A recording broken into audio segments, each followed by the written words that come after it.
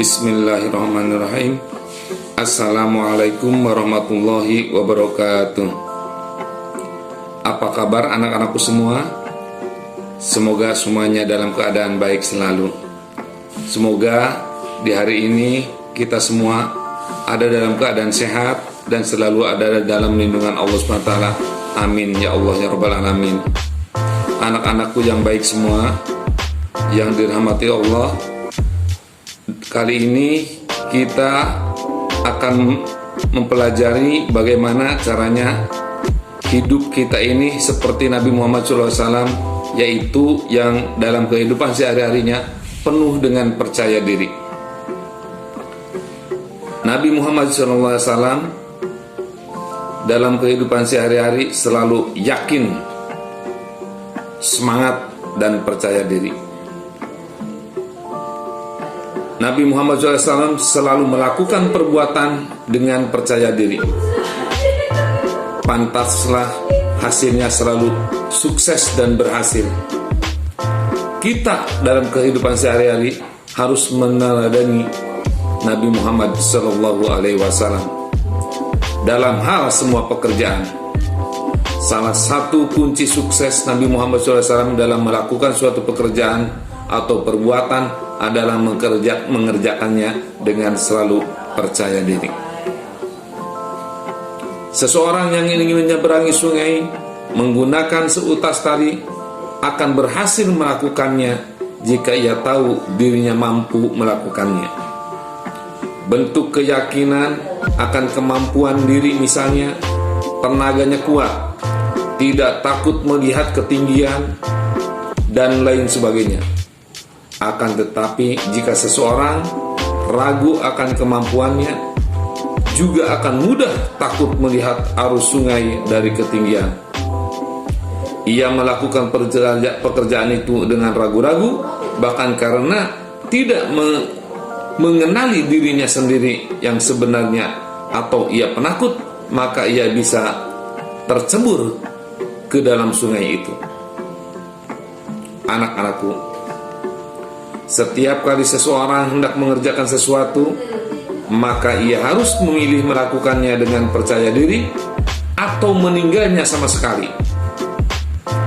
Jika ia memilih mengerjakan, berarti ia tahu dirinya mampu mengerjakan. Namun jika ia ragu-ragu mampu ataukah tidak, maka lebih baik ia meninggalkan pekerjaan itu. Agar seseorang memiliki sikap dan mental percaya diri, Islam telah menunjukkan beberapa caranya. Ada 3 caranya. 1. Bertawakal kepada Allah SWT. Jika seseorang akan mengerjakan sesuatu, maka hendaknya bertawakal kepada Allah SWT sebelum melakukannya. Insya Allah, Allah SWT akan menolong. Firman Allah SWT dalam Al-Imran ayat 156, A'udzu billahi minasyaitonir rajim. Fa idza ajamta fatawakkal 'ala Allah. Innallaha yuhibbul mutawakkilin.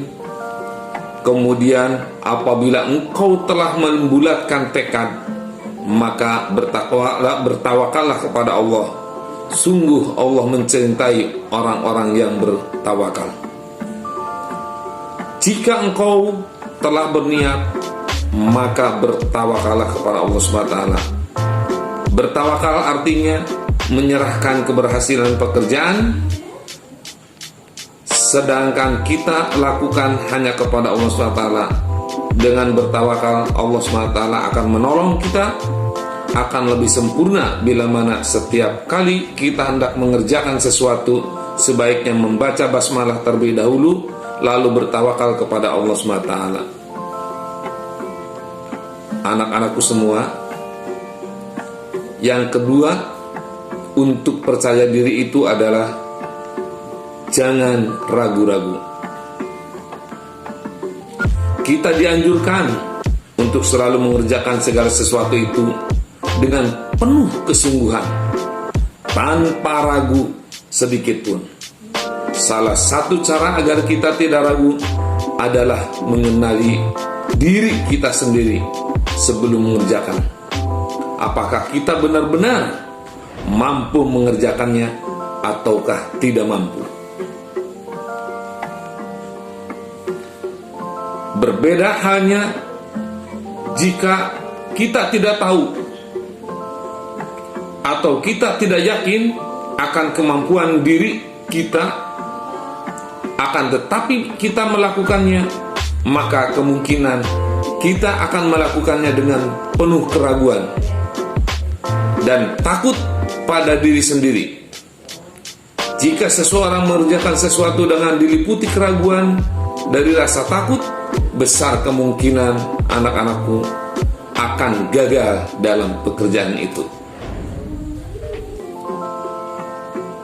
Yang ketiga, untuk supaya kita tetap percaya diri, jangan malu untuk berbuat kebaikan.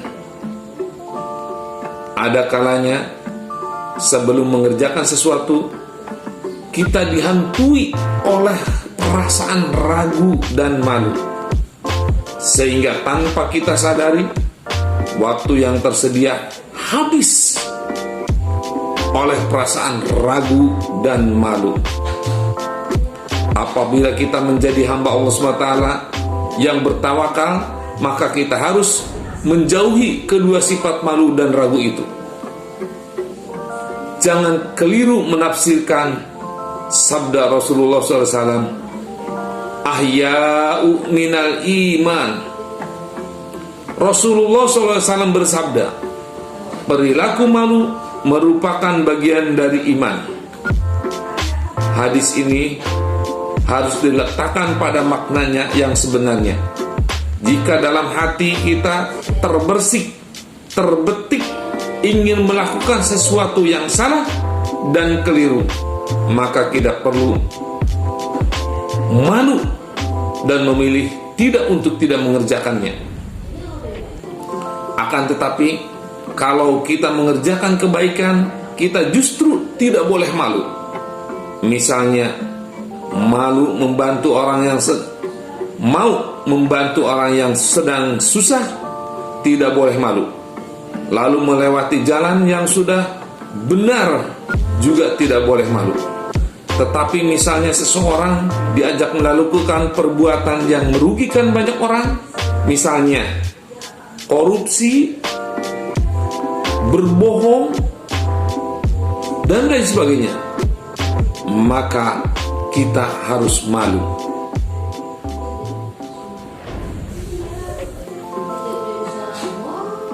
Mengerjakan kebaikan tidak boleh malu. Itu kunci yang paling utama. Tetapi kita merasa malu kalau untuk melakukan kejelekan, malu melakukan maksiat, malu melakukan perbuatan yang tidak terpuji adalah awal bagi kebiasaan seseorang yang hidupnya berakhlak mulia. Jadi, jika tiba waktu sholat, maka seseorang tidak boleh malu melaksanakannya. Jika seseorang disuruh berpidato, naik ke panggung misalnya, mewakili teman-temannya, dan ia mampu melakukannya, maka ia tidak boleh menolaknya. Ia harus percaya diri, tidak boleh ragu-ragu, dan tidak boleh malu dalam semua kebaikan. Insya Allah dengan percaya diri, kita akan hidup sukses, kita akan hidup bahagia, kita akan hidup selamat di dunia dan selamat di akhirat. Semangat selalu. Amin ya Allah ya Rabbal Alamin. Sekian, wassalamualaikum warahmatullahi wabarakatuh.